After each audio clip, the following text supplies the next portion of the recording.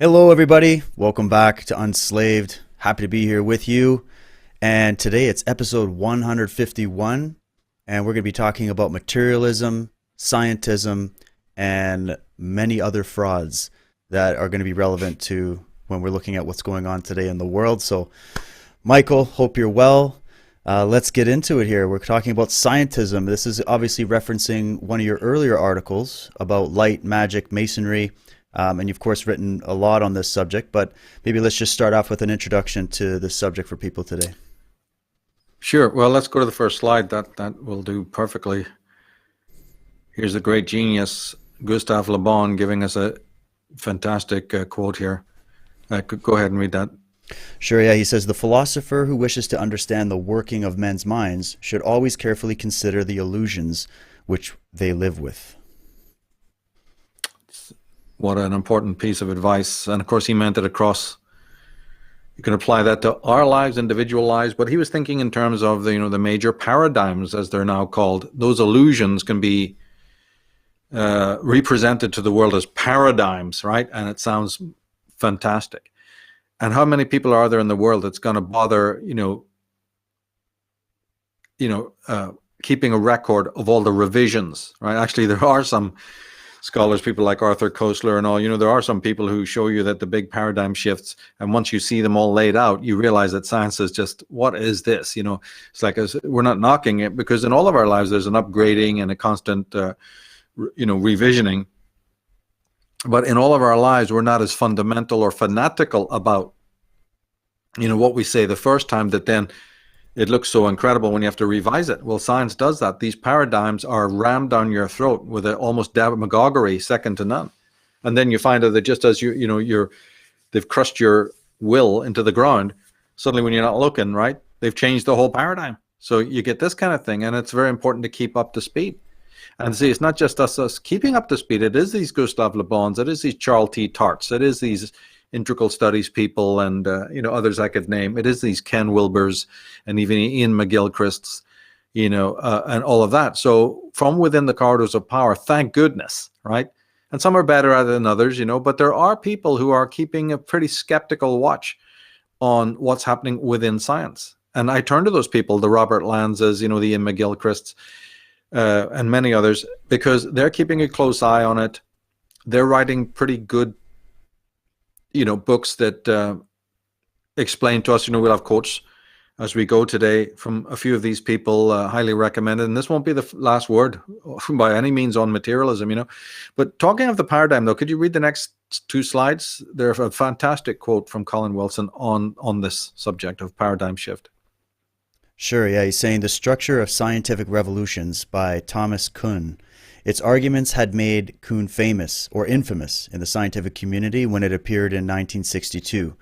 Kuhn had proposed that scientists are mistaken to think of the pursuit of science as a detached and unemotional activity. Once they've become comfortably settled with a certain theory, Kuhn preferred to use the word paradigm. They develop an emotional attachment to it like a mother with a baby. And if anyone challenges it, they become defensive, remaining totally convinced that their irration is the annoyance of a reasonable man in the face of time-wasting absurdities. This is why the great scientific revolutions of Copernicus, Newton, Einstein, and quantum theory encountered such furious resistance. Even into the 1960s, the eminent British geophysicist Sir Harold Jeffreys maintained that the Earth's crust is immovable in spite of the evidence of plate tectonics. Kuhn pointed out that the proof required to budge such entrenched opinion is enormous. Facts stand no chance in the face of a lifetime of believing in the same theory. Yeah. So, as I say, insiders of great eminence,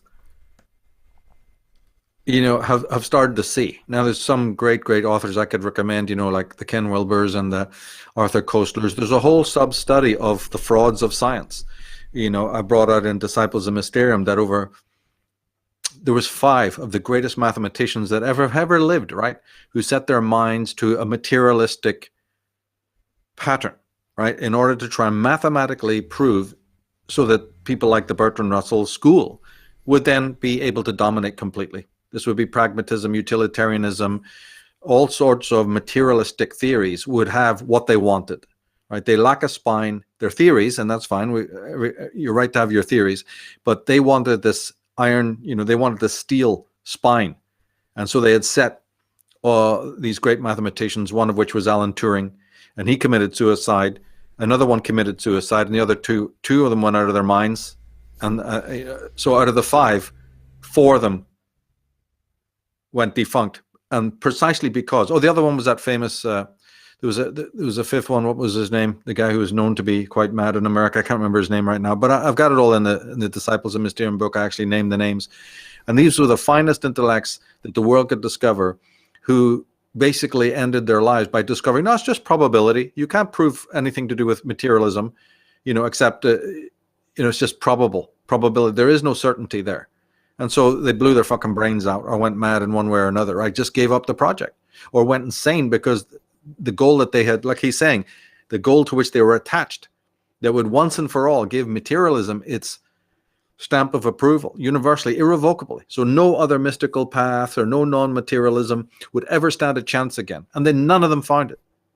And then we know the same thing happened with quantum science, that the more and more and more they peeled off the primary and secondary qualities, hoping to find this concrete material substance behind it, the less and less and less it looked like that was going to happen until, James Jeans and Heisenberg and all the rest of them. We've had Anthony Peake on, we've got the information. That's why I'm glad you referred to light, magic, and masonry in there, because that's a sort of a short summation of some of these issues, that they're hanging in midair. The thing is in total crisis. But the thing we've dealt with on enslaved so many times is encapsulated in the next slide. Go to that next slide with Ian McGilchrist quote. We'll take it from there. Yeah, he's saying there are more potential connecting pathways in the brain than there are particles in the universe. Right. So, answers on a fucking postcard, please. Why are you limiting existence? We've said it on this program. What is going on? Why is this a closed shop? Why is there even materialism? Why is there neuroscience? The man is already telling you it's incalculable, right? It's utterly numinous. Your own brain is the most complex thing that exists in the universe. And it's by a human brain that we understand the universe. We're not animals, right? There's something, again, that we can get into it later, but there's something there's a big gap between what a human being can do. I limit it, for convenience sake, say in the program on idealism, to concepts like, how does the I know it's an I, right? How do we self-reflect? What is introspection? But actually, that's a terrible, even in itself, a narrowing of the possibilities. I'm doing that because I'm following a little thread that I'm, want to crescendo with at the end. But really, if you grasp the meaning of what McGilchrist is saying there, it's all over for materialism right there. It's all over for materialism. And therefore, no outside sort of non-materialistic arguments really need to be brought to bear from these Schellings and whoever you want to pick, George Berkeley or William Blake. Almost that's unimportant. Because from within their own coterie, you see, Ian McGilchrist, right, is 4 times All Souls College professor. In history, there's only been twice is all you get. Some of the finest minds in the world only became the All Souls master twice. He has it 4 times. So there's no fucking higher up the bloody totem pole, right? This is not some outsider. And I can name others like Michael Gazzaniga and others, right? So, or these Robert Lanzas and many others I could mention. So that's why that article is important, because I'm dealing with those people from within the establishment, right? They're already trying to put their fingers into the cracks and also realize, no, it's not. It's even that is now no longer possible, right? Where we are now, they've realized, look, just let the thing fall.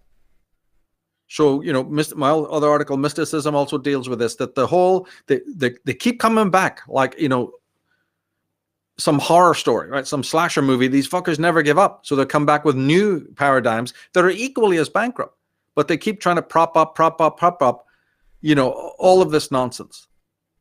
But what needs to happen is when you finally work it out, that all these materialistic paradigms, whether it's determinism against free will or some statement that they've made about the brain, neurons, whatever it is, right?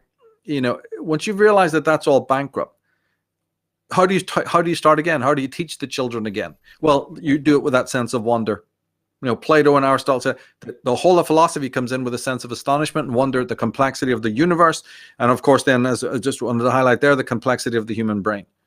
But you've got his name escapes me right now, but all that neuronal stuff has also been, I'll put links below. There's incredible guys out there who have completely deconstructed that.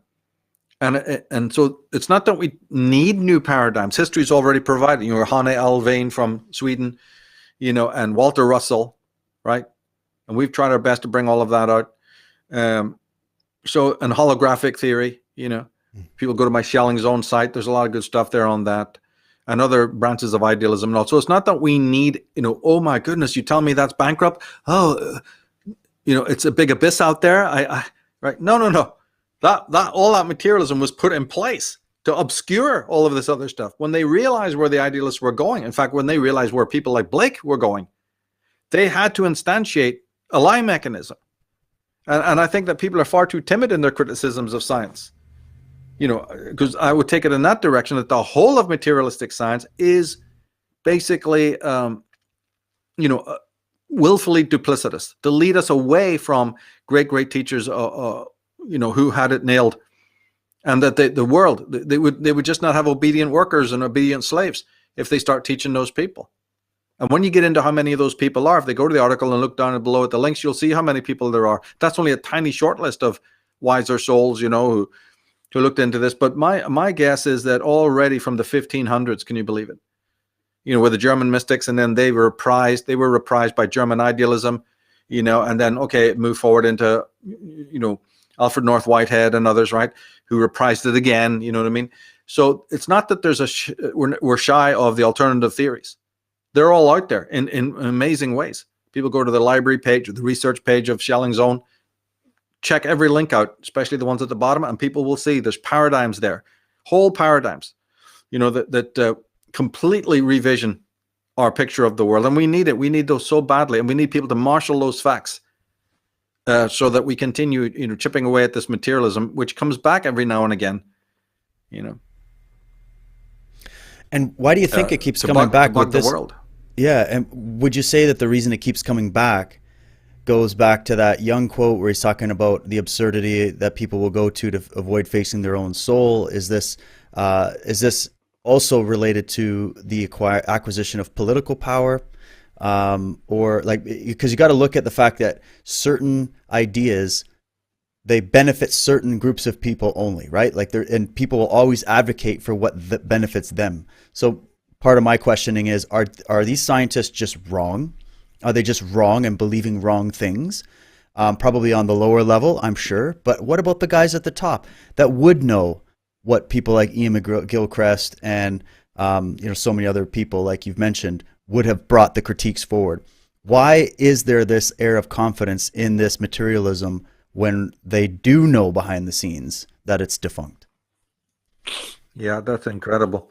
And part of the answer is because they are behind the scenes. They are the power behind the throne. They were put in charge since the coming, say, let's pick Newton's time, right? They've been in charge of social progress, and they adopted a crown. And that part I'm not taking away. Jesus, we need science. We don't need scientism, which is the demagoguery, right? But we bloody well need science. But trouble is, by saying we're the power behind the throne and then having it for centuries, right? And going, those stupid religious freaks talking about how many angels can fit on the head of a pin. And we've said in other work, I think that one of Immanuel Kant's greatest issues, why he became a philosopher, is because he saw the triumphs of science. And he looked over to metaphysics, which in those days, that's what philosophy was called, and said, what is this? Are you telling me in hundreds and hundreds of years, this is far you've got? So he became a champion of science and tried to upgrade philosophy so that it would sort of parallel the great achievements of science, right? So the people in science then had this immense hubris. We're the high priests. Everyone kiss my feet.